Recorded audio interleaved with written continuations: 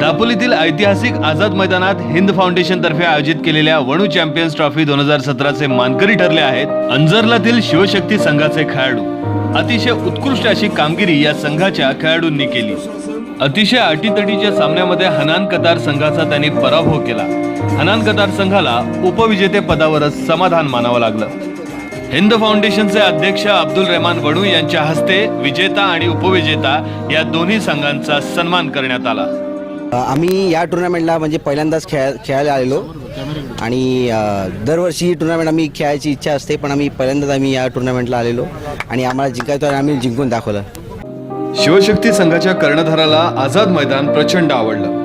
मुंबईमध्ये विक्रोळी वगळता असं मैदानच नाही असं सुद्धा या संघाच्या कर्णधारानं सांगितलं। त्याबरोबरच या स्पर्धा आणखी मोठ्या झाल्या पाहिजेत अशा भावना सुद्धा त्यानं व्यक्त केल्या। मैदान तर नो डाऊट मैदान तर खूपच चांगलं आहे। मुंबईत तर असं मोठं मैदान फक्त एकच आहे, ते पण विक्रोळीला, बाकी कुठे असं एवढं मोठं मैदान नाही आहे। जे मेंटेन करणं ते तर आपल्या सरांनी ते चांगलंच मेंटेन केलं आहे आणि ते पुढच्या वर्षी चांगली अजून टुर्नामेंट मोठी करावी अशी आमची इच्छा। या स्पर्धेमध्ये राज्यभरातील 12 संघ सहभागी झाले होते। या प्रत्येक संघाला आयोजकांकडून टी शर्ट्स देण्यात आले।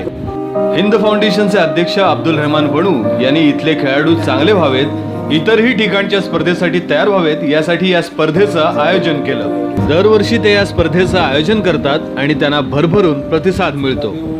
लोकांमध्ये जे इंटरेस्ट बघतोय मी क्रिकेटसाठी आणि जे चांगले प्लेयर येत आहेत टेनिस बॉल खेळायला, आणि दापोलीमध्ये बघितलं जास्तच इंटरेस्ट आहे लोकांना ही स्पर्धा करायची आणि बघायची, तर म्हटलं इथे येऊन लोकांना जास्त एकत्र करून जर चांगलं टुर्नामेंट केलं तर it will be nice for Maharashtra state. म्हणून म्हटलं इथे यायचं आणि संपूर्ण महाराष्ट्रीय क्रिकेटर येतात इथे खेळायला, तर इट्स अ गुड टुर्नामेंट। चांगलं लागतं, बरं लागतं, बरं वाटतं त्यांच्याशी ते टुर्नामेंट जे खेळतात, जी त्यांच्यात पॅशन आहे खेळायची ती बघून बरं वाटतं। क्रिकेटच नाही तर अब्दुल रहमान वणू आणि त्यांची संस्था हिंद फाउंडेशन सामाजिक क्षेत्रातही अत्यंत जोमाने कार्य करते। दापोली आणि परिसरातील बेरोजगार तरुणांसाठी त्यांनी नोकरीचीही संधी उपलब्ध करून दिली आहे। हाऊसकीपिंग ते मॅनेजर लेवल पर्यंतच्या नोकऱ्या त्यांच्याकडे उपलब्ध आहेत। अत्यंत साधी राहणी आणि उच्च विचार अशी ख्याती अब्दुल रहमान वणू यांची या परिसरात आहे।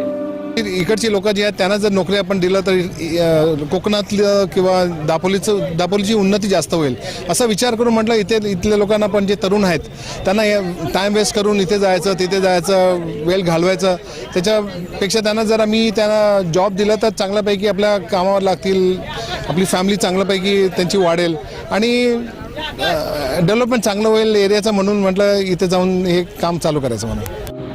दापोलीतील तरुण उद्योजक इम्रान चिकटे यांच्या पुढाकाराने ही स्पर्धा पार पडली। ही स्पर्धा सई देसाई, शेखर आगरे, अमित बिंद, स्वप्नील शिंदे, सत्तार रखांगे, आसिफ चिकटे, अमित इंदुलकर, दिनेश भुवड, आकिब चिपळूणकर, मोहसिन बुरुणकर यांच्या परिश्रमानं यशस्वी झाली। भविष्यात डे नाईट स्पर्धा भरवण्याचा मानस आयोजकांनी व्यक्त केला आहे। शमशाद खान, माय कोकण, दापोली।